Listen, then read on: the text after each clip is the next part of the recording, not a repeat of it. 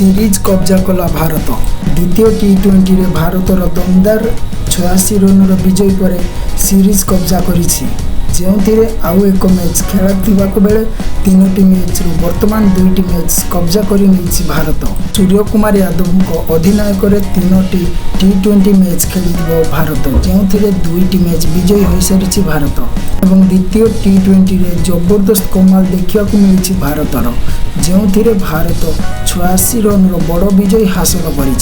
नीतीश रेड्डी और रिंकू सिंह जबरदस्त परफॉर्मेंस देखा मिलता। उभयंकर अर्धशतक पारी खेली बेले नीतीश रेड्डी 4 ओवर दुईटी जबरदस्त विकेट नहीं और वरुण चक्रवर्ती दुईटी विकेट नहीं। यही द्वितीय टी20 मैच रे बांग्लादेश प्रथम टॉस जीति बॉलिंग कर निष्पत्ति नहीं, भारत प्रथम 20 ओवर 9टी विकेट हराई 221 रन संग्रह करथिला।